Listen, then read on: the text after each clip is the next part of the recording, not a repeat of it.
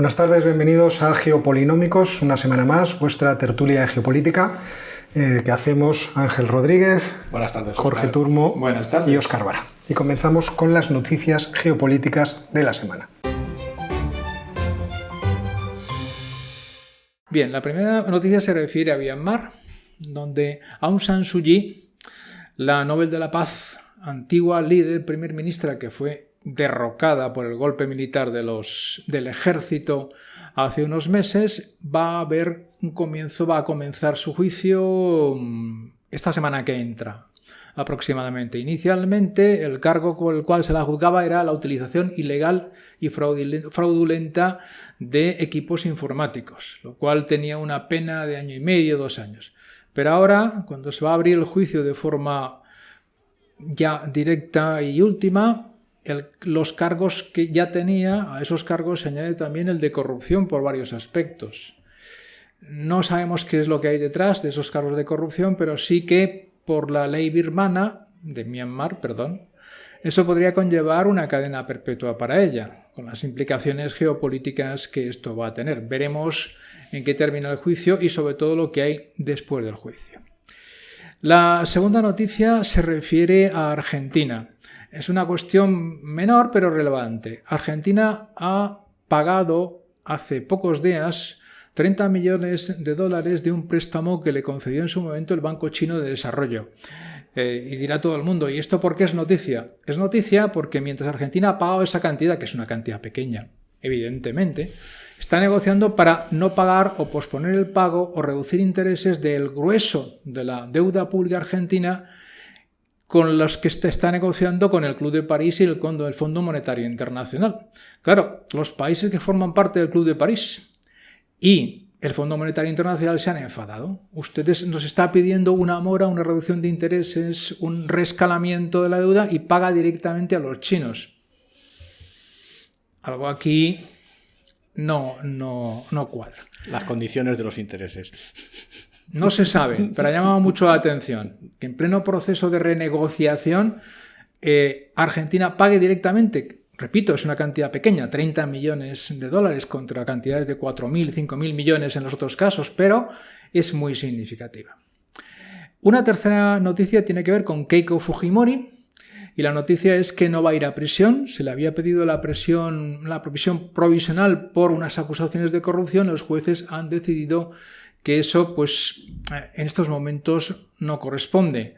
Como sabéis todos, todavía no se ha producido la proclamación oficial de Pedro Castillo como presidente del Perú. Es decir, esto todavía está en un ínterim, como está en un ínterim lo de Keiko Fujimori. Entonces, no sabemos por dónde irán las cosas, pero eso prolonga la incertidumbre. Ya llevamos más de 2 semanas después de las elecciones y todavía no tenemos una proclamación oficial. El mecanismo político en Perú no se puede poner en marcha y no es el único país donde tenemos ese tipo de problemas. Bueno, la primera noticia son los resultados de la primera vuelta de las elecciones regionales en Francia, que digamos que ninguno de los dos principales contendientes para las próximas elecciones a la presidencia francesa ha obtenido unos resultados claramente buenos, ni Marine Le Pen ni Macron, y parece que está ganando un poco de tracción la derecha tradicional francesa. Pero bueno, a seguir, porque esto es verdad que en función de quién salga vencedor, por lo menos en la primera vuelta de las elecciones presidenciales, pues el panorama geopolítico intraeuropeo puede cambiar bastante. La segunda, me voy a la otra punta del continente, las dos además son referidas a China. La primera es que el mayor diario prodemocrático de Hong Kong ha cerrado como consecuencia de las presiones del gobierno chino.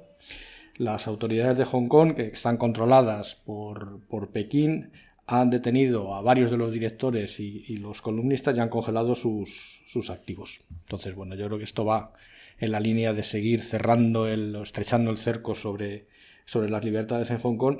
Y finalmente, simplemente es una opinión del gobierno chino que ha calificado a Estados Unidos como el mayor creador de riesgos para la seguridad en la región, solo porque se les ha ocurrido a los Estados Unidos que un destructor, atraviese el estrecho de Taiwán, que según las fuentes norteamericanas dicen que es un acto perfectamente legítimo porque son aguas internacionales y no tendría por qué haber ningún problema, pero digamos que les ha sentado un poco mal a las autoridades chinas. Bueno, la provocación, ¿no? Es una provocación. Es una provocación. Pues una provocación parecida es lo que ha ocurrido en el Mar Negro con un destructor británico que ha ido a visitar el puerto de Odessa. Turismo.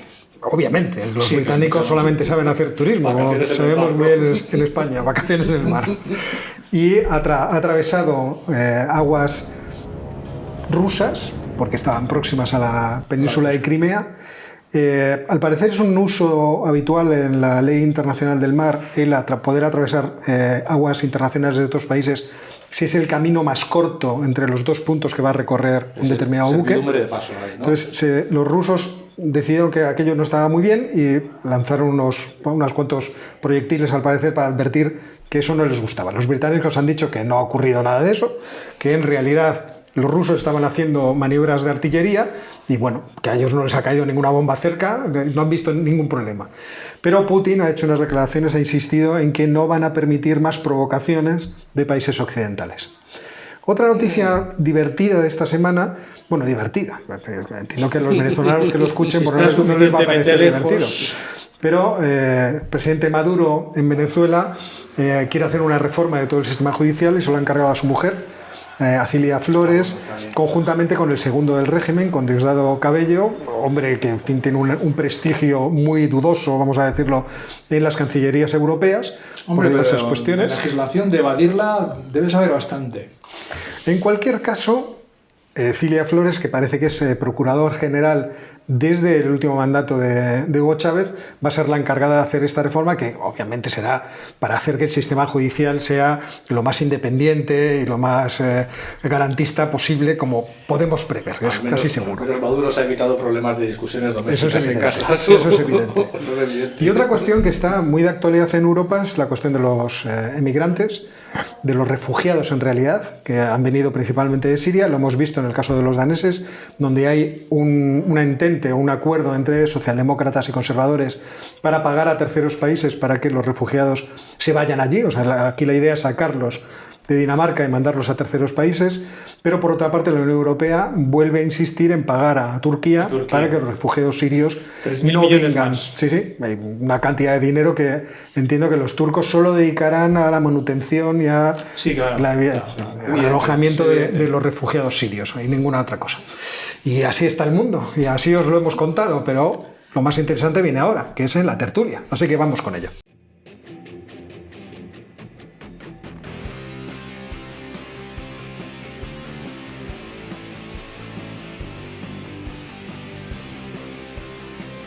Bueno, como sabéis, hay nuevo presidente en Irán, una noticia que no es especialmente sorprendente por el hecho de que los presidentes en Irán están ya, en cierto modo, teledirigidos por el poder religioso del país. Pero es verdad que los cambios en la presidencia de Irán, este es el quinto presidente después de la muerte del Ayatollah Khomeini, han supuesto pequeños matices en el gobierno iraní que son interesantes o que es interesante recorrer. Quizá para entender bien lo que supone este cambio de presidencia, el que haya sido sustituido Rouhani por Ebrahim Raisi, habría que hacer una pequeña explicación de cómo es el sistema político en Irán. Irán es tiene un sistema político que algunos politólogos denominan como sistema híbrido, y que no responde del todo a la imagen que nosotros tenemos de él. O sea, teniendo en cuenta que es una república, que es un país islámico y que está gobernado de acuerdo a los principios del chiismo, en el sentido de que existe una autoridad religiosa suprema, el faquí, el sabio jurisprudente que tiene todas las virtudes imaginables y que es capaz de interpretar cómo se hacen las legislaciones de acuerdo a las enseñanzas del Corán, a lo que está contenido en el Corán, pues imaginamos que todo el país debería estar organizado de forma vertical a partir de esa cabeza. Y sin embargo tiene un aspecto republicano y por lo tanto democrático que parece un poco extraño, y que se explica por cómo se produjo la Revolución Islámica en 1979, en la cual hubo que hacer también algunos apaños para que todas las facciones que se habían aliado en contra del Shah de Persia estuvieran más o menos contentas. Es verdad que después el fundamentalismo islámico chií fue el que se hizo con el poder, el predominante, el que fue el predominante, pero siguen manteniéndose esa dualidad de estructuras e instituciones religiosas con estructuras e instituciones republicanas. Entonces, en las instituciones religiosas tenemos al líder supremo de la revolución islámica, que en este caso es el ayatolá Ali Jamenei, que es nombrado por una asamblea de expertos que es a su vez nombrada por el cuerpo religioso que es realmente más importante en Irán, que es el Consejo de los Guardianes. El Consejo de los Guardianes no solamente elige al líder supremo, sino que además no solamente elige al líder supremo, elige a los miembros de la asamblea de expertos, sino que además es el que vigila que todas las leyes sean conformes a la Sharia. Entonces tiene un papel de tribunal constitucional, como podíamos imaginar quizá en nuestras repúblicas, pero con esta bagaje de valores o de fundamentos puramente religiosos basados en el Corán. Y luego vienen las instituciones que son republicanas, en donde las dos importantes son la presidencia, porque no tienen primer ministro, y el parlamento, que son elegidas por sufragio. Aunque el Consejo de los Guardianes tiene también la potestad de decir quién puede participar en la vida política y, por lo tanto, quién puede presentarse tanto a la presidencia como al Parlamento. Y aquí se dan variaciones distintas porque hay, como se puede imaginar todo el mundo, diversas tendencias políticas dentro del país, como no podía ser de otra forma. Es decir, dentro del partido único que se organiza dentro de Irán, pues existen sus corrientes diversas. Corrientes que van desde los que son sencillamente tecnócratas, los pragmáticos, hasta los que son guardianes de las esencias de la revolución islámica de acuerdo a los deseos y las interpretaciones que se hacen de ellos del ayatolá Jomeini, del padre fundador del invento. Y ahí entre medias pues tenemos diversas tendencias, y eso es lo que se ha producido a lo largo de estas presidencias.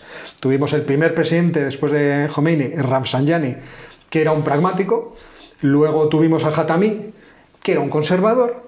Luego tuvimos a Ahmadinejad, que era un nacionalista, pero en cierto modo el más moderno de todos ellos, y que trató de circunvalar los problemas que daba la autoridad religiosa desde un punto de vista, no nos engañemos, muy conservador y muy contra los Estados Unidos. Ahmadinejad fue el tipo que crea el eje del mal, como diría George Bush, se alía con rusos, chinos, venezolanos, bolivianos para fastidiar las democracias liberales.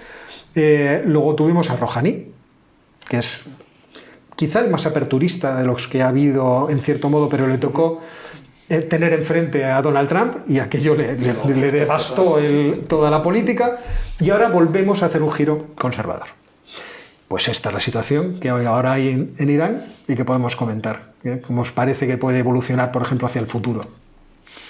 Sí, todo esto para nosotros es difícil, para mí es difícil. Yo leo, estudio sobre el tema de Irán, pero me cuesta. Me cuesta entender qué pasa en los entresijos, en las bambalinas, y qué consecuencias tiene eso en la política internacional. Y al revés, cómo la política internacional tiene consecuencias en lo que pasa en Irán. Porque, como ha dicho Óscar, el anterior presidente, digamos que ha fracasado porque tuvo enfrente a Trump. Y con Trump no tenía apenas margen de maniobra, no podía hacer casi nada más que oponerse de manera frontal a él, puesto que es lo que hacía Trump.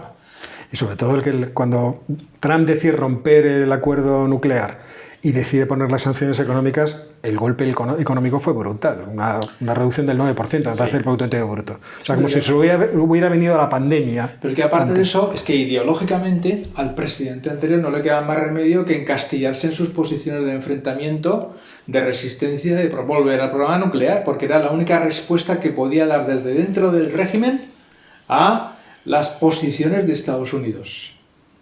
Y quizá, pero es muy difícil de saber, ¿no? No conocemos esto bien.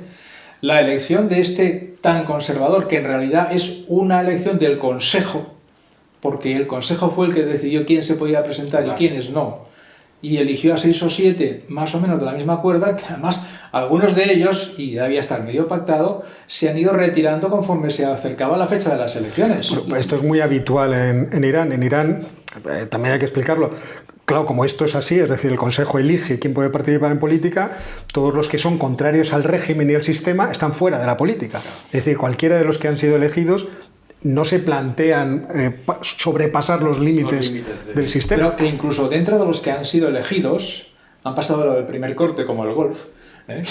Algunos saben que su obligación es retirarse.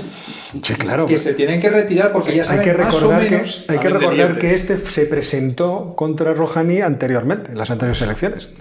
Y perdió porque el Consejo de Gobierno, digamos, podemos llamarlo Consejo de Gobierno, de los ayatolás decidió que en ese momento Rouhani era mejor opción. Ahora ha decidido que este es mejor opción. ¿Para hacer frente a qué? Pues se supone que para hacer frente a una situación en la cual hay más enfrentamiento con Occidente, que no es la realidad. Ahora ese grado de enfrentamiento se está reduciendo. Fíjate, yo no creo que sea tanto que el Consejo elija, yo quiero que sea como que elige una dupla o una terna para que la gente vote de forma que se amortigüe el descontento que este tipo de sistemas autoritarios van acumulando. Lo que supondría un nombramiento directo, ¿te refieres? Claro, o sea, si yo nombro fulanito a menganito, o sea, os voy a dar una dupla y una terna, vosotros votáis, y al fin y al cabo eso también legitima el tipo de sistema que estamos organizando. Pero esa legitimación se va reduciendo como se ve por el incremento sustancial de la abstención elección tras elección. Es que hubo momentos en que la participación fue casi del 80%, entonces salía muy legitimado el sistema. O sea, esto les parecerá a los extranjeros raro, pero fíjense, a la gente le encanta, pero le mola estamos muchísimo. En un 25-30% de participación. A la que a la gente le encanta, en fin, si voy a contar una de viajes. Estás en la frontera turca con Irán, es un sitio entretenidísimo para saber cuál es el ambiente que se respira en Irán, porque los iraníes, el sentido parece muy parecido al que había entre la Europa oriental, entre la Alemania oriental y la occidental, cuando no había muro. Es decir, todo el flujo va de Irán a Turquía, pero no de Turquía a Irán. O sea, salen todos disparos y salen liberados. O sea, es una cosa... O sea, florecen los iraníes en cuanto dejan Irán, florecen. ¿Sabes qué contento? No, yo lo que quería apuntar es que lo que habrá que seguir, creo yo, más que la posición contra o frente a Estados Unidos, es la posición contra su enemigo, digamos, regional por excelencia, que es Arabia Saudí. Entonces vamos a ver si vemos una mayor escalada en la agresividad entre las dos potencias o vemos que las aguas se remansan. Sospecho que más o menos seguirá la línea en la misma dirección, al menos de momento, porque no parece que vaya a haber grandes cambios, pero es verdad que va a depender de lo que pase en la negociación con Estados Unidos, si vuelve otra vez al acuerdo nuclear o no. Hombre, por ahora lo que se ha enfatizado mucho de Raisi es que él participó en los juicios a finales de los 80 contra militantes políticos de izquierda, marxistas y de partidos de izquierda. Y que aquello se tradujo en, pues no me acuerdo si eran de 3.000 a 4.000 fusilados. Bueno, no sé cómo los mataron, pero ajusticiados en cualquier caso. Porque este hombre era fiscal en aquellos momentos. Sí. Pero esto lo único que a mí me da a pensar es que es un fiel del sistema. O sea, el fiel del sistema que es enviado en un momento como misión a juzgar o a ser el acusador de unos determinados grupos que pueden poner en peligro el propio sistema, en un momento que debía ser pues finales de los 80, no sé si habría terminado ya la guerra de Irak o estaban por ahí, y por lo tanto es un fiel del sistema. Algunos politólogos dicen que se puede dividir las tendencias que hay dentro de la política autorizada de Irán entre conservadores, pragmáticos y reformistas.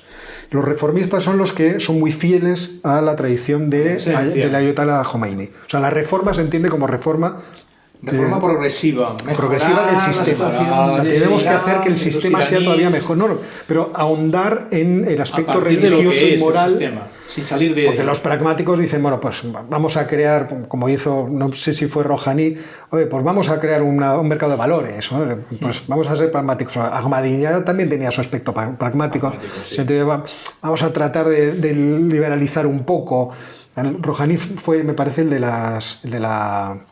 diálogo de las naciones, ¿no? Aquello el que propuso la alianza de las naciones o de las culturas, perdón. Creo que fue en un momento incluso era tendente Rafsanjani, por ejemplo, a que tengamos conversaciones con los vecinos, incluso si son los israelíes.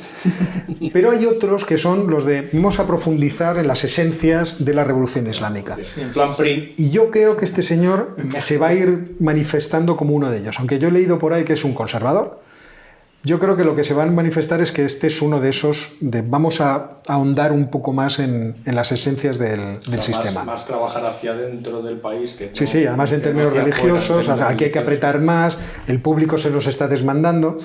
Hay que recordar que en 2009, cuando ya estaba acabando el mandato de Ahmadinejad, hay protestas cuando se hace su segunda elección, no cuando va a terminar, cuando se hace la segunda elección o la reelección de Ahmadinejad, porque la gente estaba muy insatisfecha y porque piensan que las elecciones habían sido robadas. Ellos querían al candidato que era más aperturista, dentro de lo que cabe, y sin embargo gana Ahmadinejad. Y se crea lo que se llama el Movimiento Verde, que es duramente reprimido, cual es la costumbre, obviamente, de estos sistemas que no les gusta mucho tener ¿Y eso que era verde? contestación. O sea, islámico. Que era verde, por eso, claro, que era verde por ser islámico. No era ecologista. Claro, alguno puede pensar, es que era ecologista. Me he despistado por un momento. Entonces yo creo que un poco va por ahí el asunto, este señor va a ir por ahí y se irá manifestando. Sí, pero esto tiene otra derivada distinta. Al ser Robzani una persona casi... el corte de los candidatos ha sido de tal tipo que el campo de juego ha quedado muy, muy reducido. Las diferencias entre ellos eran mínimas. Muy pequeñas. Claro, pero la implicación de eso es que tiene una línea directa con los consejeros, con el consejo que realmente toma las decisiones en Irán. Una consecuencia de eso es que, digamos, no hay discrepancias entre sus planteamientos y el consejo, lo cual de cara a negociaciones con quien sea es una ventaja. Porque es una sola voz, en un sentido o en otro, sea con Israel, sea con Arabia Saudí, sea con los países europeos y Estados Unidos en el foro para desnuclearizar Irán, es una ventaja. Porque lo que él diga habrá estado antes previamente consensuado y analizado con el resto de los consejeros que son los que realmente toman las decisiones. Y eso ya digo, a efectos de negociación, que no sé en qué línea irá, eso es lo que todavía no sabemos, es una ventaja táctica considerable. Si con este llegas a acuerdos... sabes que luego no va a haber disenso. También hay que reconocer que buena parte de la política de Irán depende también de instituciones que, aunque están incardinadas en el núcleo de poder religioso del país, tienen cierta inercia, ¿no? Como es, por ejemplo, la Guardia Revolucionaria Islámica, el Pasdarán, y su brazo de inteligencia, que es las fuerzas Quds. Entonces las fuerzas Quds tienen su propia también dinámica de infiltración, promoción de alborotos aquí y allá. Ya sabemos que tienen puesto un pie pues, en los diversos países donde los chiitas tienen algo que decir. En Yemen, en Siria, en Líbano, en Irak, en Palestina, o sea, ahí en todos los... O sea, todos sabemos que Hezbollah, Hamas, los hutíes, todos están financiados y asesorados y apoyados directamente por estas fuerzas Quds. O sea que, en cierto modo, también eso da igual quién se presente, o sea, quién aparezca por la presidencia. O sea, esas inercias supongo que seguirán manteniéndose porque la revolución islámica no hay que olvidar que supuso para el mundo musulmán chií, y creo que no se exagera si se dice así, algo muy parecido a la revolución del 17 por parte de los marxistas, de los bolcheviques. Es decir, aparecemos de repente en forma política, con músculo, y podemos jugar la baza de tratar de extender nuestra revolución por el mundo. Un momento fundacional, ¿no? Exactamente, un momento fundacional. Sí, eso no lo pueden perder. Hay una serie de rasgos básicos del régimen iraní que si desaparecen, desaparece el régimen. Con eso hay que contar. Lo que yo digo es que a partir de eso, el hecho de tener un mando en la presidencia que tenga línea directa con el consejo de quienes no es que tomen las decisiones, sino que pueden vetar algunas decisiones, algunos planteamientos, asegura una fluidez de las conversaciones con quien sean bastante fácil. Si Rafsanjani dice no, va a ser no. Si Rafsanjani dice sí, va a ser sí. Raisi, perdón. No, Rafsanjani. Has hecho una mezcla entre Rafsanjani y Raisi. Rafsanjani y Raisi. Si Raisi dice que sea una cosa es porque ya antes lo han hablado. Bueno, pues si os parece pasamos a nuestro segundo tema, sí, que en este caso era Armenia y el ponente es Jorge. Sí. Bueno, ahora vamos a hablar de un país muy pequeño como Armenia. Esto lo vamos a hacer varias veces de aquí en adelante. Es decir, vamos a poner el foco sobre algún país que en principio tiene menor relevancia, primero para ubicarlo en el mapa y segundo para ver las implicaciones que tiene dentro del gran juego geopolítico mundial. Estamos hablando siempre de los mismos grandes países, Estados Unidos, China, ahora mismo Irán, Arabia Saudita, Rusia. Y ahora vamos a hablar de las víctimas de estos países. De los que quedan comprimidos entre estos grandes bloques, entre estos grandes aglomerados y pueden resultar, desgraciadamente, laminados por la historia y el caso de Armenia es uno de estos casos, pero hay que entender cuál es su situación, su mala situación y qué implicaciones tiene eso. Armenia es un país muy pequeño. No tiene ni 30.000 kilómetros cuadrados, que eso es como Extremadura, para que nos hagamos una idea. No llega a 3 millones de habitantes. Menos que Madrid, efectivamente. Y su PIB por persona es la tercera parte del español. Entonces, para que nos hagamos una idea, cosa que es que tampoco esté muy mal. No es un país extraordinariamente pobre. Para la zona está en los niveles, pero eso es lo significativo. Entonces, la historia de Armenia es una historia bastante desgraciada. Como pasa a varios países que están situados entre varios, digamos, yunques. Turquía, la península de Anatolia, Arabia Saudita, Irán, antes Persia. Los países que están entre esos tres grandes bloques han resultado normalmente machacados por unos o por otros o por los choques entre ellos. Y a Armenia le ha tocado. Armenia era un país mucho más grande, perteneció durante muchísimo tiempo al Imperio Otomano, pero con una diferencia fundamental. Armenia es desde el siglo I después de Cristo cristiana, pero con un cristianismo propio, porque cuando los musulmanes se extendieron desde la península arábiga, cortaron la relación entre los cristianos del Mediterráneo y los cristianos de otras zonas como Etiopía o Armenia. Entonces, Armenia tiene una iglesia cristiana que no es ni reformada, ni protestante, ni ortodoxa, y me resulta difícil clasificarla, con su propio patriarca, que habla de igual a igual con el Papa, de igual a igual, porque es una iglesia paralela, como todos los patriarcas, incluso el de Constantinopla, como sabéis perfectamente. Entonces, eso le da un matiz desgraciadamente negativo, porque está al lado de grandes países musulmanes. Turquía, un gran país musulmán sunita, Irán, un gran país musulmán chiita, Azerbaiyán, que es también sunita. Su única frontera no musulmana es con Georgia, que es un país cristiano pero ortodoxo, la misma religión que Rusia. Eso la ha hecho pasarlo muy mal durante toda la historia. Mientras formaba parte del Imperio Otomano, como tal, el riesgo no era muy grave, porque los otomanos tenían muchos países dominados, muchas culturas, muchas religiones, y preferían no meterse en nada de eso a cambio de que se pagase tributo. Pero a partir de 1915, cuando en Turquía el califato otomano colapsa y es sustituido por los jóvenes turcos, comenzaron una serie de matanzas de armenios que alcanzaron a entre 1,5 millones y 2 millones de personas, del 15 al 23, en lo que se conoce como el primer genocidio armenio. De hecho, es la primera vez que pasa eso. Nosotros habitualmente asociamos genocidio con el asesinato de los judíos en todos los países europeos por los nazis fundamentalmente, pero antes está el genocidio de los armenios, que por sus dimensiones pues, no es diferente de los judíos. La segunda consecuencia de eso es que, claro, los armenios se escaparon a donde pudieron. Por eso ahora hay más de 8 millones de armenios fuera del país. Y no es que hayan salido ahora. Llevan 2, 3, 4 generaciones fuera de los países. Hay más de 1 millón en Rusia, más de 1 millón en Estados Unidos. Comunidades enormes en países tan distintos como Canadá, Francia, Argentina. Hay armenios por todas partes.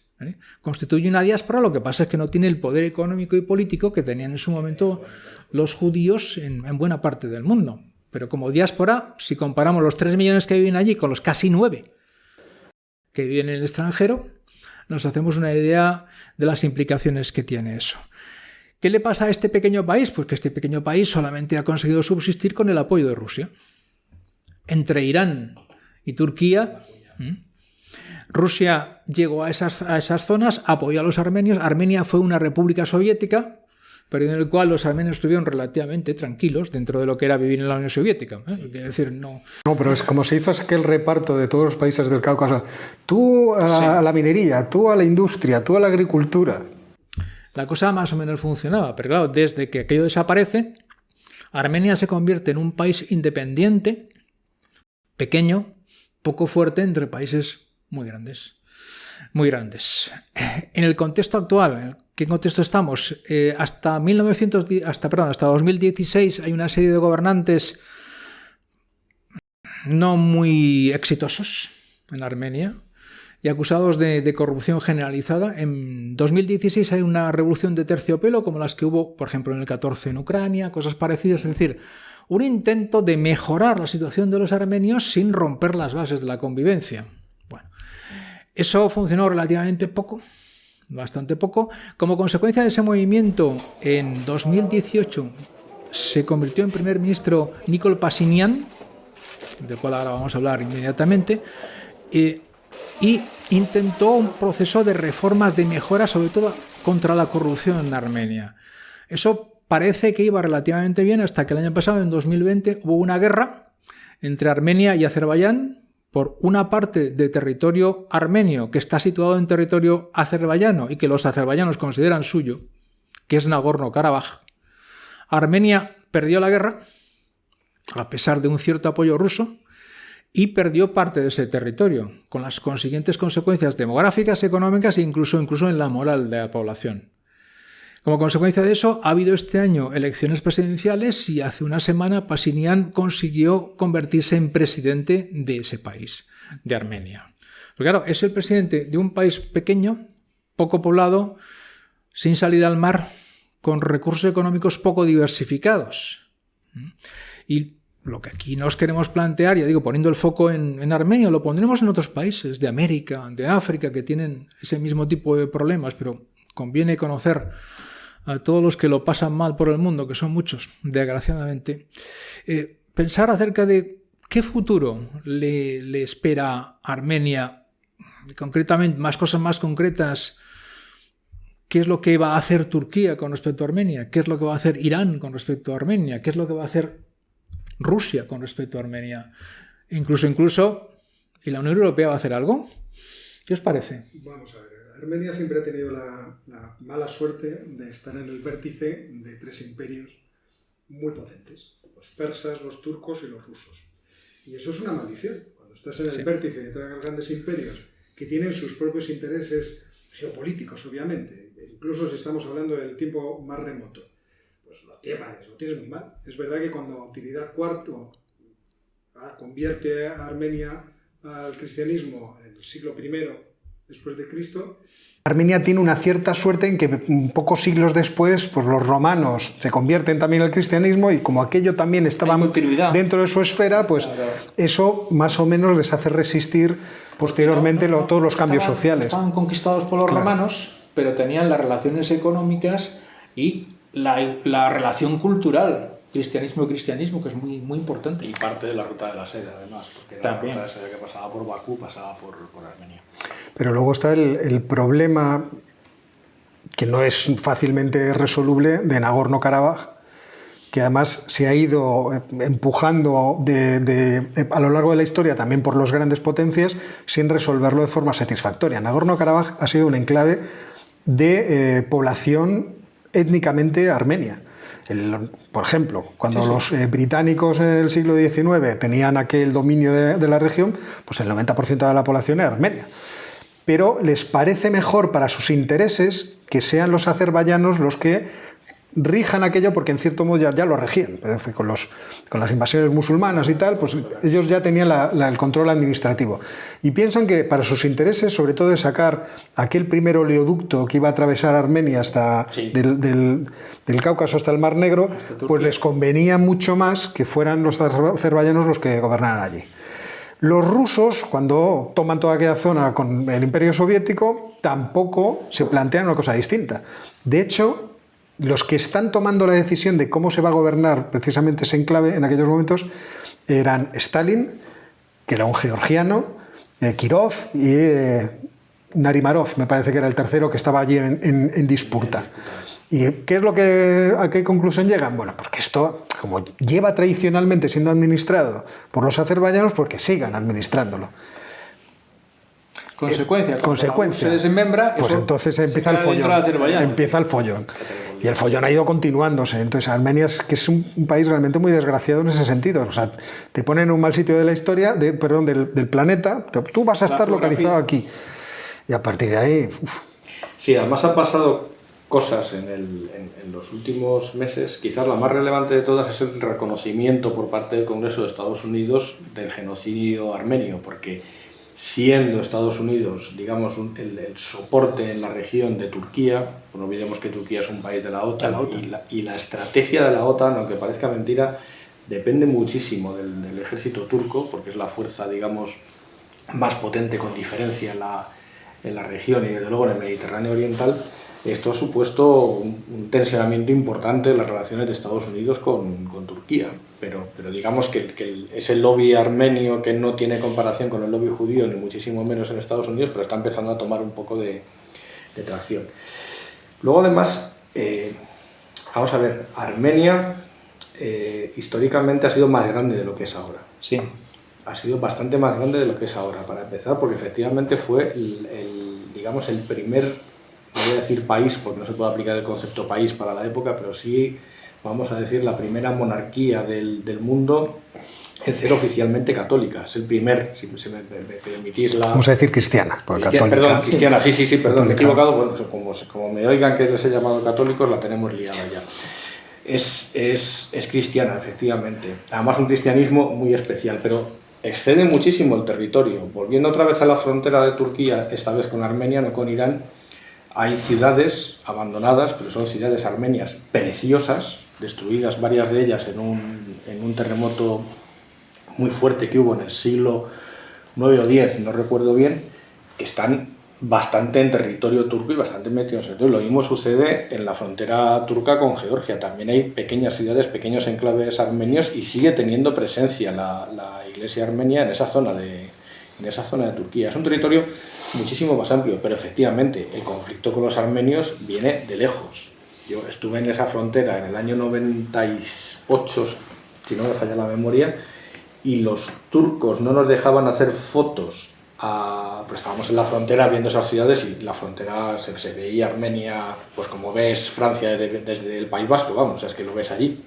Bueno, pues nos acompañaba un soldado, un chaval majísimo, me acuerdo, porque era un estudiante de económicas que estaba haciendo la mili, era de Estambul y estaba deseando dejar el fusil y volverse a seguir estudiando. Un chaval encantador. Y claro, obviamente, a mí no me dejan hacer fotos, lo único que hago es hacer fotos. Algún día las traeré, tengo fotos de Armenia, pero... Digamos que lo que nos hacían cumplir la prohibición era que era la propia Armenia la que le prohibía a los turistas que estaban en Turquía hacer fotos del país. Era curiosísimo. Voy a hacer una... perdón. No, porque me parecía muy curioso, porque es que en el lado armenio no había turistas. Estábamos todos en el lado turco. Entonces, yo creo que es un país que, como consecuencia de todas esas presiones, se ha cerrado, yo creo que se ha encastillado en sí mismo, y diplomáticamente el problema que tiene es que no se habla prácticamente con nadie. Hablando de la extensión de Armenia, y lo voy a poner en un mapa para que lo vea la gente, ocupaba el espacio de los 3 grandes lagos que hay en la región.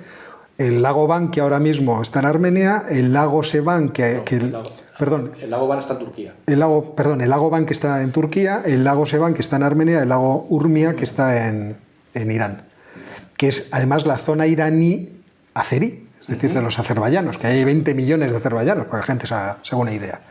Luego, otra cuestión de esto que estabas tú diciendo de la extensión, desde Ereván se ve el monte Ararat, que antes estaba en Armenia y ahora está en Turquía. O sea, esto explica, o por lo menos refleja, los avatares que ha sufrido. Porque el genocidio, la muerte de casi 2 millones de personas, implica vaciar todo un territorio de personas que ha sido ocupado sobre todo por kurdos. Y también con azerís. Pero impresiona mucho en Ereván, que es que hay una parte muy elevada de la ciudad, desde que hay un monumento, y desde ahí se ve, a la lejanía. Es casi como un promontorio nostálgico, ¿no? Porque o sea, vas allí a ver lo que te han robado. Pero, por ejemplo, la guerra que se ha producido hace tan poco, tenía un sentido para Turquía que, en cierto modo, los rusos han consentido. O sea, Rusia no se quería meter en un follón importante con los turcos, pero el conflicto por Nagorno-Karabaj en realidad tenía una segunda función, que era conseguir unir Azerbaiyán con la región que es azerbaiyana de Nakhchivan, que no está unida por tierra con Azerbaiyán. Esta región de Nakhchivan tiene una virtud para los azerbaiyanos enorme, porque tiene frontera con Turquía. Y no hay que olvidar que los azerbaiyanos son turmenos, o sea, son pueblos hermanos, y que el régimen azerbaiyano, en cierto modo, en términos políticos, heredó la tradición política de Ataturk. Se los organizaron a la Ataturk, vamos a decirlo así. Entonces, incluso desde el punto de vista ideológico están muy próximos.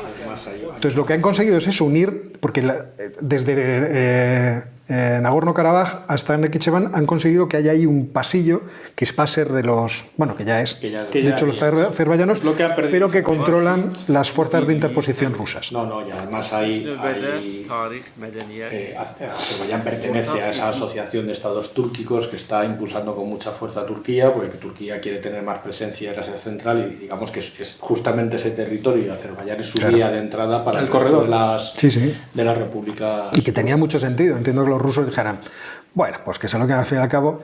Pero había el periódico el otro día, había una entrevista con el presidente de Armenia, que no me acuerdo del nombre, con Pashinyan, y este hombre decía, vamos a ver, nosotros confiamos mucho en nuestra relación con la Unión Europea, pero mucho más con nuestra relación con Rusia. Y lo enfatizaba mucho, porque la Unión Europea, esa pregunta que tú hacías al principio, no va a ir a pegarse tiros, nosotros no vamos a pegarnos tiros por los armenios, lamentablemente para ellos, bueno, a lo mejor afortunadamente, porque no sé si seríamos capaces de pegar tiros con eficiencia, pero los rusos han llevado ahí tropas que van a estar 5 años, me parece, interponiéndose. Con lo cual se pringan hasta un cierto punto. O sea, esto sigue siendo, y decía Pashinyan, es que nosotros hemos sido parte de la Unión Soviética, nosotros tenemos una tradición común, nosotros somos cristianos. Oiga, y lo enfatizaba, nosotros casi le faltaba, venga, Vladimir, por el amor de Dios, o sea, tenlo en cuenta. Se aprovechan de la afición, igual que los ingleses tienen afición a irse de vacaciones por el mar, la afición de los rusos a ir de picnic a cualquier parte del mundo. O sea, es que en cuanto les dejan, va, a mí. ¿Y quién no? ¿Y quién no? Vete a cualquier parte del mundo y te encuentras... Visto el éxodo que hay en Madrid con la pandemia... Yo cuando era jovencito pensaba que los australianos eran 200 millones. Porque decía, no es posible que a cualquier sitio que vayas en el mundo haya un australiano. O sea, ¿cómo es posible? Son 20 millones. Dice, ¿cómo es posible? Pues debían ser 200 millones. O es que hay una diáspora australiana. Una pata o la piedra, te aparecen unos rusos ahí de excursión. O sea, efectivamente. Bueno, la Unión Europea es verdad que está teniendo, y esto lo digo con bastante ironía, un papel muy relevante en la región, porque han invocado, ya es motivo de escarnio en Bruselas, lo que llaman ellos la diplomacia del deeply concerned. Entonces la Unión Europea está deeply concerned y no hacen nada más que estar deeply concerned. Hay que ver. Entonces aparte de eso no se ha... Eso es un signo de los tiempos. La gente o está indignada o está preocupada, pero con sus sentimientos ya arreglan la... Pues oye, pues que pongan un emoticono y ya está. No, hay ya en serio, sí que hay un acercamiento bastante importante desde luego no para ser miembros de la Unión Europea, ni muchísimo menos los dos, Armenia y Azerbaiyán, pero sí para incluirles en una asociación de estados que se llama la zona de vecindad próxima de la Unión Europea, que es como una especie de, vamos a decirlo entre comillas, estatus de proximidad y de intentar acercar posturas para que entren dentro de la esfera de influencia económica y política de la Unión, pero los dos, Armenia y Azerbaiyán. Que la condición será o los dos juntos. No, la condición será que se pongan de acuerdo para el oleoducto. Por eso digo. Cuando se pongan de acuerdo con el oleoducto, entonces ya tenemos. Si queréis euros... Yo creo que eso también les pone un poco nerviosos a Erdogan y a Putin, que se metan los europeos de por medio con el dinero, porque hay compañías suizas muy activas en la zona para a ver si consiguen el contrato de hacer el oleoducto, compañías de ingeniería suizas. Y quizás eso haya tensionado un poquito la situación. Pero vamos, lo que digo, más allá del deeply concerned, no hay mucho más. Yo creo que es suficiente. Sí. Sobre Armenia ya volveremos, esperemos que no por las razones del año pasado, sobre el tema de Armenia. Y ahora tenemos tema adicional divertido de las relaciones diplomáticas y económicas que se producen en el Oriente Medio. Y eso nos lo va a contar divertidísimo. Ángel. El tema, la verdad es que me lo pasó Jorge, y al principio la verdad es que me puse a leerlo y digo, bueno, pues una cosa más de Oriente Medio, pero Jorge tiene muy buen olfato y en cuanto empecé a leerlo, esta es una historia muy divertida porque le quitas un poco de polvo a la historia y aparecen unas cosas que es que yo ni me las esperaba. Bueno, la noticia en realidad es que dos antiguos, en teoría, enemigos, Israel y Emiratos Árabes, se han puesto de acuerdo para reactivar un oleoducto que ya existía en Israel, que atravesaba Israel desde la cabecera del Golfo de Aqaba, que es la ciudad de Eilat, es la ciudad israelí, y que va hasta Ascalón, que está en la costa del Mediterráneo. Es un oleoducto de 250 kilómetros que tiene una capacidad de transportar 600.000 barriles diarios de petróleo en las dos direcciones, ahora diré por qué, del Mediterráneo al Golfo de Aqaba y viceversa. Entonces hasta aquí normal, pero bueno, la primera bomba informativa, como le gusta decir a Óscar al final del programa, es que este petróleo, atención, hablando de Irán, lo construyeron como un proyecto de cooperación entre los israelíes y los iraníes en el año 68, cuando se llevaban bien. ¿Qué tiempos aquellos? Porque entonces es que no era Irán, era Persia. Esa es la diferencia.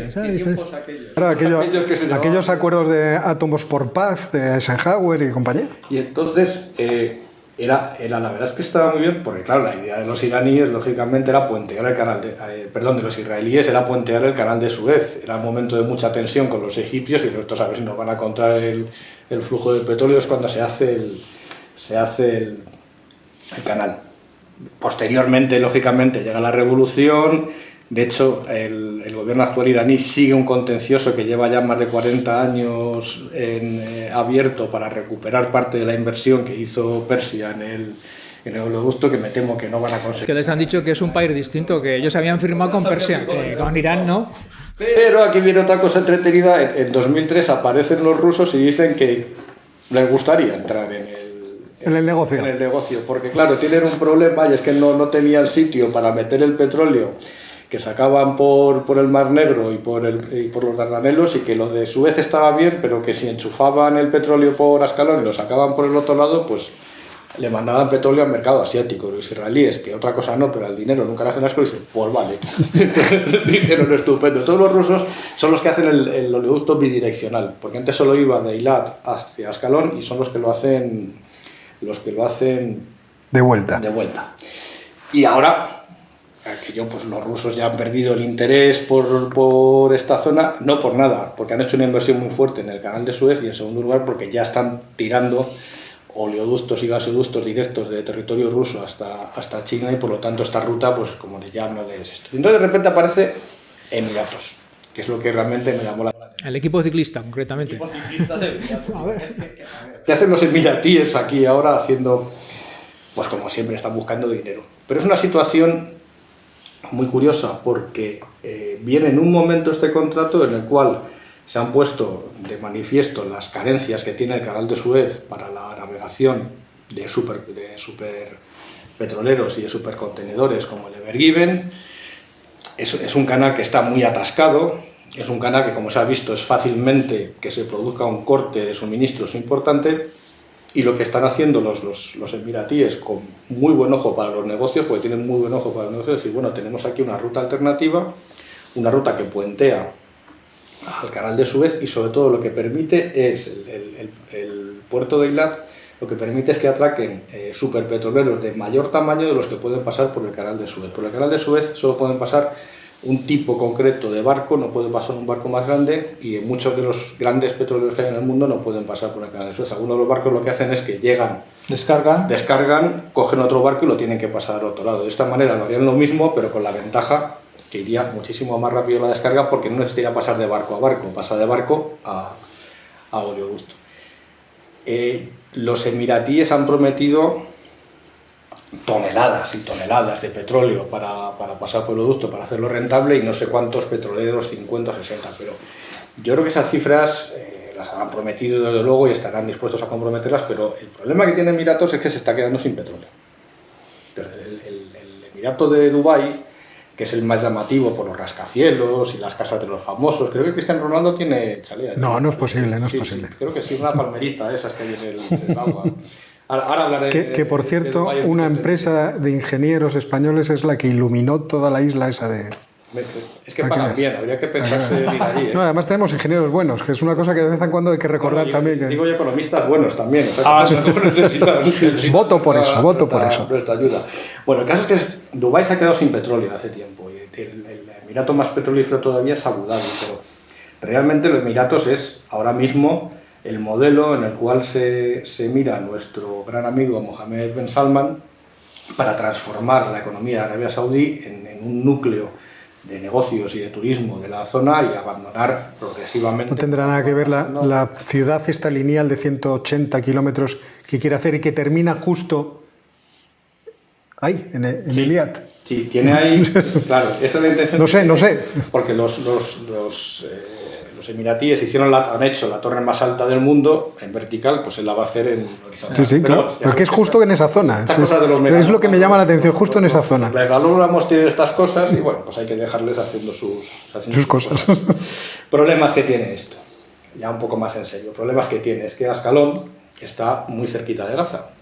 Entonces tienes una salida para un proyecto que pretende ser una alternativa al canal de Suez, pero claro, acaba en un sitio en el que hace un mes y medio han caído los cohetes de Hamas y se han cargado, creo que ha sido al menos uno de los depósitos de petróleo de unas compañías occidentales que tienen allí, con lo cual la salida al Mediterráneo complicada.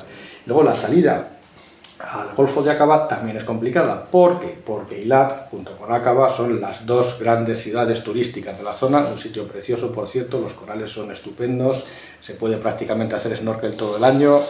Tenemos una empresa... Calla. Luego dejaremos los links para que... Aconsejo ir desde Jordán. Es broma, lo de los links es broma. Porque ir desde Israel es un poco más feo, el desierto de Jordán es muy bonito, el Wadi Rum. Bueno, lo que voy. Y tiene además una reserva ambiental muy importante, una de las más importantes israelíes, y hay bastante tensión en Israel entre los grupos ecologistas porque este oleoducto ha tenido fugas importantísimas y han tenido bastante impacto. Lo bien que hubiera ido que en los años 60 finales se hubiera hecho realidad aquel proyecto secreto de los Estados Unidos de hacer un túnel, un canal alternativo al de Suez justo en ese mismo recorrido. Sí. Detonando 520 bombas atómicas, que era lo que deseaban hacer. O sea, imagínate. Además hacen pruebas, ¿no? No, pero hubieran solucionado este problema de ahora con el oleoducto no sé qué vamos a hacer. Pues todo el mundo lo sabrá porque se ha comentado mucho en YouTube. Me parecen pocas bombas. Pues ese es el primer problema que tiene, que es el problema dentro de Israel. El segundo es que después de que los egipcios se han metido a negociar, vamos a decir, la paz entre Hamas y el Estado de Israel, y ha convencido a los palestinos que dejen de mandar cohetes a esto, pues ahora hacerles esto sería muy feo. Ahora que tienen unos problemas de facturación con Suez y que la gente se está replanteando muchas cosas en la gestión del canal, pues hacerles esto, los israelíes se tienen que tentar mucho la ropa antes de meterse en este fregado.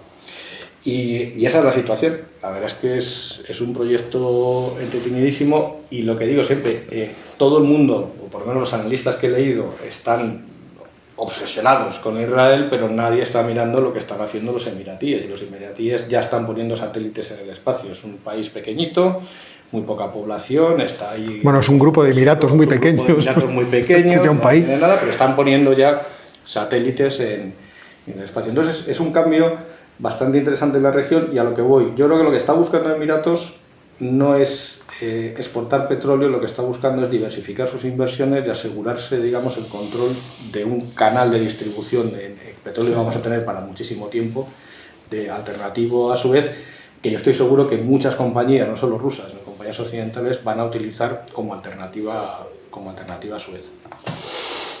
Yo es que no sé, o sea, es un magnífico informe. Muchas gracias. Solo se me ocurre decir que poderoso caballeros don dinero, que es verdad lo que decían los liberales clásicos de que el comercio pacifica y une a los pueblos más diversos. No sé qué otras cosas se me ocurre comentar sobre esto. Hombre, también esto es consecuencia de una cosa que ya hemos hablado aquí varias veces, y es que varios países árabes han establecido relaciones con Israel y cada vez más lo van a hacer. Eso es un primer paso. Se ve el sentido en estas cosas. Claro, porque eso es lo que, digamos, permite o legitima a los gobiernos para llegar a acuerdos comerciales con Israel como un socio más. Y en la línea de lo que decía también Ángel, que es lo razonable. Si te vas a quedar sin petróleo, tienes que generar otras fuentes de ingresos y de rentas alternativas, sea controlando infraestructuras, gestionándolas, haciendo palmeras en el desierto gigantescas, construyendo desalinizadoras para que haya agua más que suficiente para los turistas. Es decir, una diversificación de la zona que yo entiendo que es positiva. Que siempre habrá perjudicados, y el perjudicado aquí puede ser Egipto. No tanto, porque es que Egipto está utilizando a la máxima capacidad el canal. Es que no le caben más barcos. Y metes uno de 3 pulgadas de ancho más de lo que toca y tienes la que tienes. Ya lo comentamos en su momento, el error de cómo ampliaron el canal. Voy a ampliar un trocito, pero la salida y la entrada va a ser las mismas. Esto, cualquier fontanero hubiera dicho aquí un problema. Hubiera llegado bien, señor, ¿a quién le ha hecho esto? ¿Quién le ha hecho esta chapuza? A mí me ha parecido desde luego fascinante, porque es un cambio, yo creo, diplomático y estratégico y geopolítico de todo tipo, de muchísimo calado en la región, Y la verdad es que la región se está moviendo muchísimo. Por ejemplo, el propio Egipto, con los planes megalómanos de hacer la nueva capital del Cairo, pero también están todos los problemas todavía que existían. Quiero decir, en Egipto seguirán con el problema de qué va a pasar con el caudal del río Nilo y la presa del Renacimiento etíope. Los etíopes, bueno, ahora mismo están en lo suyo, en su guerra civil con Tigray. Seguimos teniendo el problema de Gaza y de los palestinos, que nadie sabe cómo solucionar y que nadie ve qué posibilidad hay de solución. Y entre tanto, siguen progresando las sociedades y lógicamente tienden a la relación pacífica. Oiga, hagamos negocios, que este es el asunto. Además se pusieron de acuerdo cuando se firmaron los acuerdos de Abraham en 2020, bajo los auspicios de Donald Trump, por cierto, se pusieron rápidamente, debería tenerlo ya hablado, la compañía gestora israelí, gestora del canal y los emiratíes, para decir, oye, esto hay que moverlo y además moverlo rápido. O sea, es que además, si lo miramos desde más lejos, desde más arriba, hasta hace poco hemos estado pensando todos en los conflictos continuos entre Israel y los países árabes.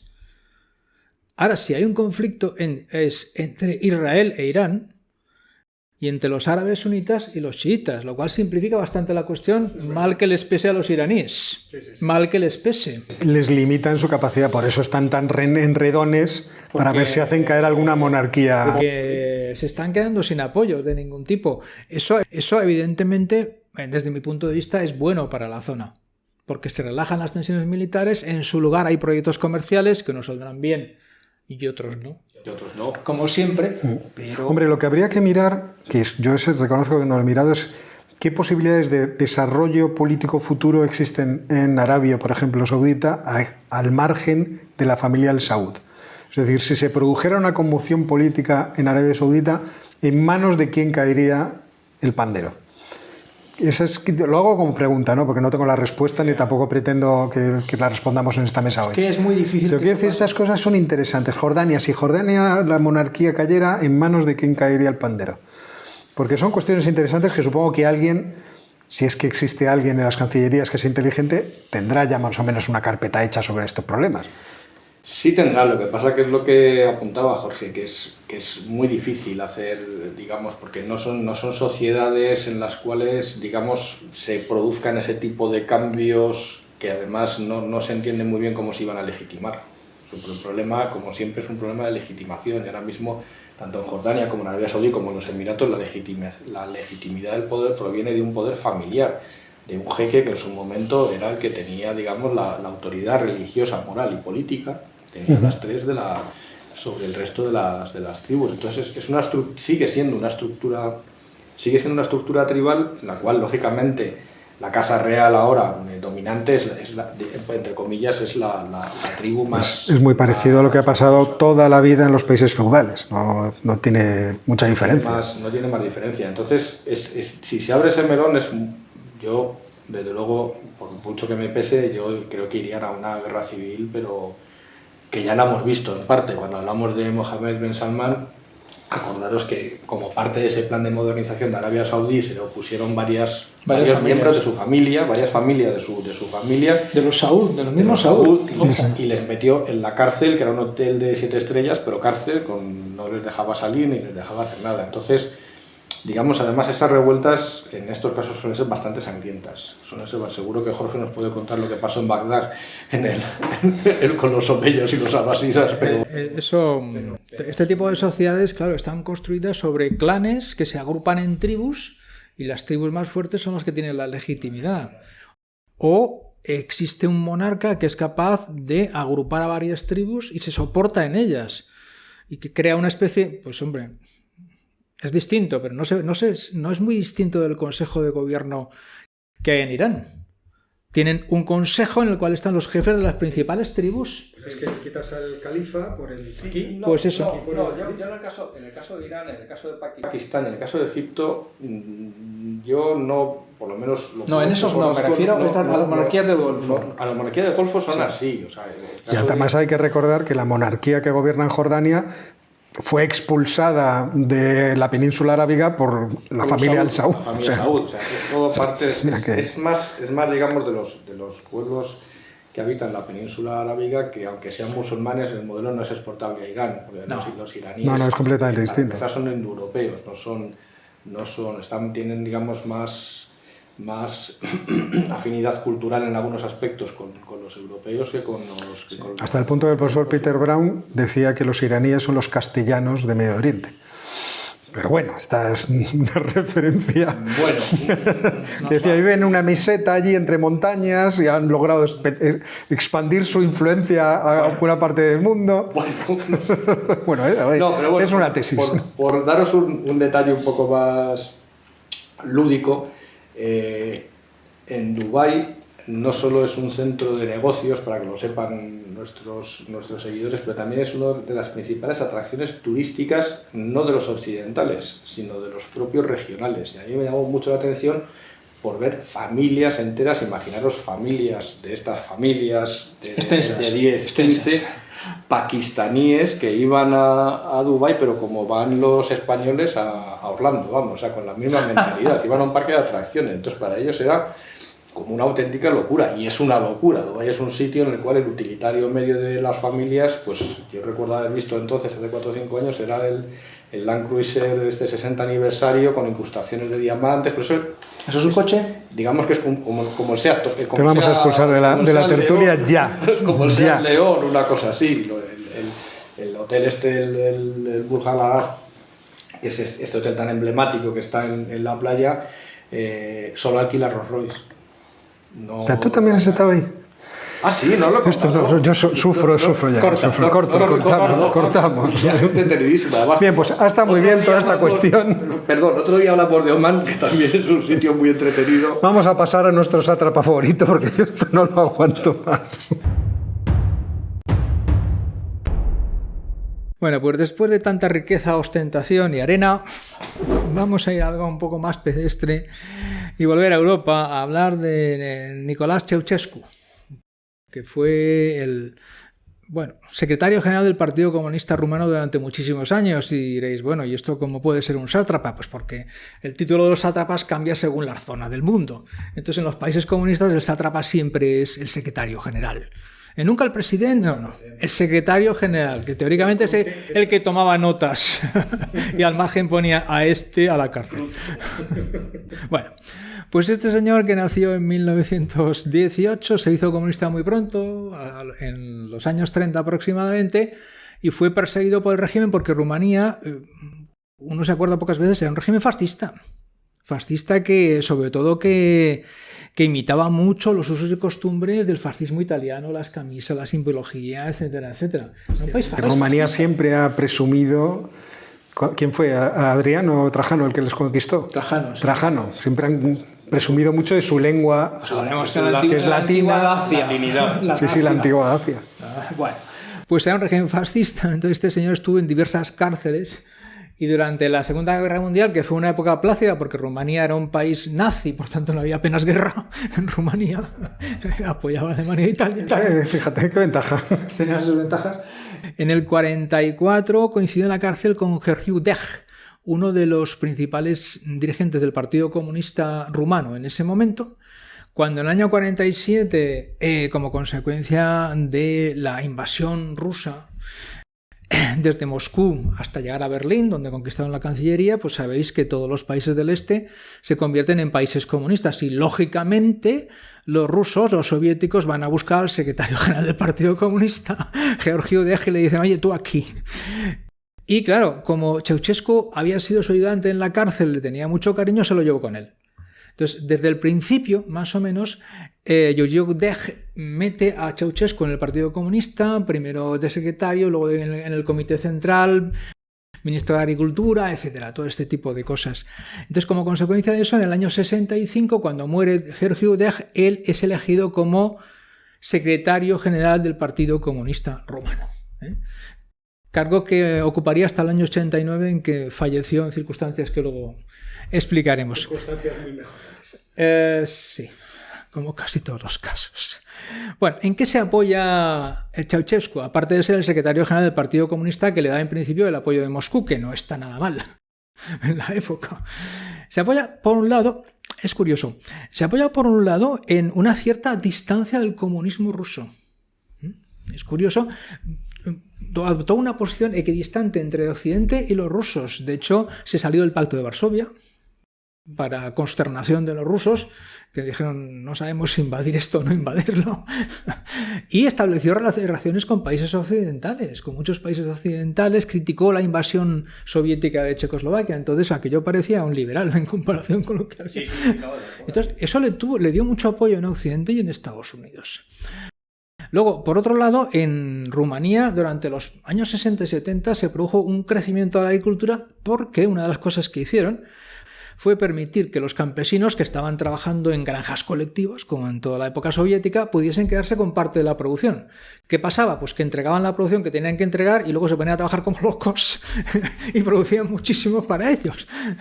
Y por otro lado, puso en marcha una industria ligera y pesada relativamente estable. Durante los años 60 y 70 el país funcionó relativamente bien y con apoyo de los países occidentales. Entonces, Ceausescu tenía apoyos, tenía muchos apoyos. ¿Dónde comienza lo malo? Siempre lo malo. Por un lado, evidentemente, Ceausescu desde el principio instaura una política de culto a la personalidad, a él personalmente. Se hace llamar conducator, los periódicos lo llaman el titán de los Cárpatos. Estas cosas salen, cada 2 por 3 salen crónicas. Que era así. Y pone en marcha una policía política, la Securitate, que es tremenda en el control de la población. Pero luego, fundamentalmente, los dos problemas básicos son, uno, lo que se llamó la sistematización. Se ve que Ceausescu fue a Corea del Norte y le gustó mucho lo bien estructuradas y alineadas que estaban las ciudades de Corea del Norte, y decidió hacer lo mismo en Rumanía. Pero claro, para eso primero tenía que romper las ciudades que había. Y es que los pueblos de menos de 1000 habitantes, muchos fueron arrasados. Y a la población se las llevó a vivir en ciudades nuevas o de creación acelerada en bloques de edificios que ríete tú de los de algunos sitios. Y eso en los años 80 se hizo en Bucarest. Se eliminó buena parte del casco histórico, de los edificios históricos, y en su lugar se construyeron los mismos bloques y un palacio del pueblo, que por lo que dicen es el segundo edificio más grande del mundo después del Pentágono. No sé si es que no le dio el cemento para hacer un poco más, porque la intención del hombre estaba clarísima. Pero eso significa destruir buena parte del tejido urbano y desplazar a mucha población a las ciudades. ¿Cuál es el segundo problema? El segundo problema es que para industrializarse, Rumanía pidió prestado al exterior. Y a comienzos de los años 80 tenía una deuda externa bastante elevada. Y Ceausescu que decidió devolverla rápido. Para gran regocijo del Fondo Monetario Internacional, del Club de París, etcétera, etcétera. Pero, ¿cómo se devuelve eso? Pues, ¿qué recursos tenía Rumanía? Petróleo. Pues casi todo el petróleo para vender. ¿Qué pasa? Que no hay petróleo para conducir en Rumanía, que no hay petróleo para las calefacciones, la gente pasa frío. Segundo, productos agrícolas. Se recoge todo lo que producen las granjas estatales y se vende en el exterior. ¿Dónde no queda comida? En el interior. Racionamiento, cupones, bla. Todo eso generó un resentimiento creciente en la población, totalmente creciente. La deuda externa se paga en 1989. Ya lo hemos pasado. ¿Qué pasa en 1989? Pues que en un momento determinado, por una chispa, salta el motín. Hay en Timișoara un acto en el cual los rumanos protestan de forma más o menos suave contra Ceausescu y contra su mujer, la Elena, que se pone a insultarles. Autorilor acestei mari manifestări populare din București, considerând aceasta ca o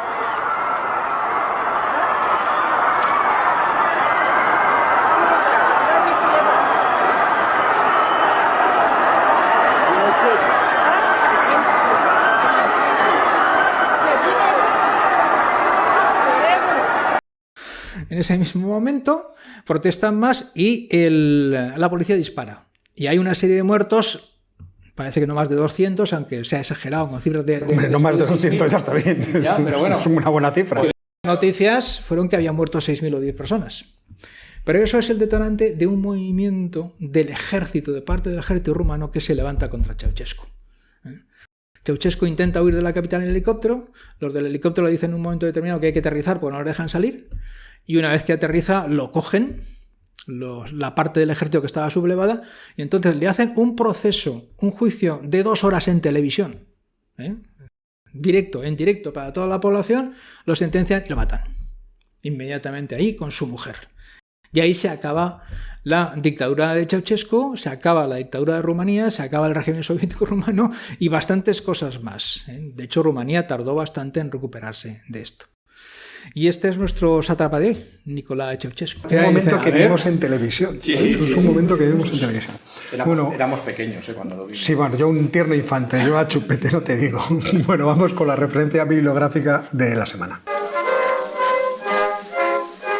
Bueno, pues la referencia bibliográfica de hoy es un libro sobre la Conferencia de Paz de París de 1919, después de la Primera Guerra Mundial, escrita por una historiadora británica, Margaret Macmillan, que tiene otro libro que se llama 1914. Le gustan las fechas, que es 1914 de la paz a la guerra, un libro también denso, como es este, es otro libro de 600 y pico páginas, por el que transitan todos los protagonistas de la época, pero que tiene el enorme interés, en mi opinión, vamos a ver si lo podemos poner aquí para que se vea un poco, tiene el enorme, suelta, aquí se queda apoyado, tiene el enorme interés este libro de que plantea un momento de la historia fundamental que va a explicar en gran medida cómo se configuró el mundo posteriormente y los problemas que iban a venir. Cuando nosotros bromeamos mucho sobre aquel británico que pintó la línea no sé qué, la línea no sé cuánto, casi todos los protagonistas de esas líneas aparecen en este libro ampliamente documentados. Y también lo que se ve son las restricciones que muchas veces tienen las potencias para tratar de salirse con la suya. Porque no es solamente su deseo de imponerse y de decidir, sino las restricciones que le ponía fulanito, menganito, cómo se negociaba, cómo se peleaba uno por detrás, los descontentos enormes que se van produciendo, la visión anticipada, ¿no? Cuando estábamos comentando antes, decía Ángel, habla de Keynes.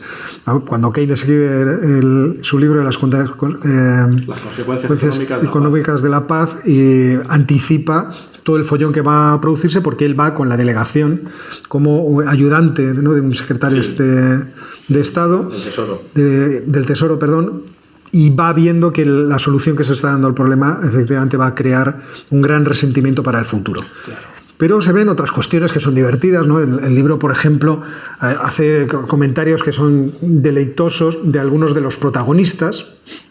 Dejadme ver si lo encuentro, porque cuando se refiere a Clemenceau es bastante divertido. Clemenceau era el primer ministro francés. Dice: Clemenceau cometió la imprudencia de concurrir a las elecciones presidenciales francesas a finales de 1919. Daba por sentado que se le aclamaría, por lo que montó en cólera cuando resultó claro que aquello no iba a pasar. Abandonó Francia casi de inmediato. Es decir, claro, pues me han echado, y esto no van a ver dejarme tomarme un pastis en cualquiera de las terrazas de París, porque a patadas me van a echar. Y dice, abandonó Francia casi de inmediato, viajando los 3 años siguientes, y continuó escribiendo una enorme obra de filosofía en 2 volúmenes, que es lo que tú antes me comentabas, casi imposible de leer, y un breve estudio del antiguo orador ateniense Demóstenes. Bueno, pues el libro de estas perlitas pequeñas realmente apasionantes. Todos los políticos que se enfadan porque te las elecciones se dedican a la filosofía y a estas cuestiones. Me parece. Y luego da muchas sorpresas. Por ejemplo, yo no sé si la gente sabe que en la Primera Guerra Mundial, en el bando de los aliados combatieron los chinos. O sea, China era parte de los aliados, pero no combatieron militarmente, mandaron médicos y enfermeros en varios miles. Los chinos pensaban que eso les permitiría, si ganaban los aliados, recuperar toda la Manchuria, expulsar a los japoneses, y eso no sucedió. Y la decepción con Occidente fue tan grande que los nacionalistas chinos fueron a protestar a la plaza que tenían como símbolo del nacionalismo chino, que es la plaza de Tiananmen, que pasado el tiempo, en 1989, se convertiría tristemente en el lugar de la represión que Deng Xiaoping hizo contra los jóvenes que pedían más democracia. Y con esta bomba informativa, pues despedimos la tertulia de hoy. Muchas gracias, Jorge. Gracias, buenas tardes. Muchas gracias, Ángel. Buenas tardes, Óscar. Y hasta la semana que viene.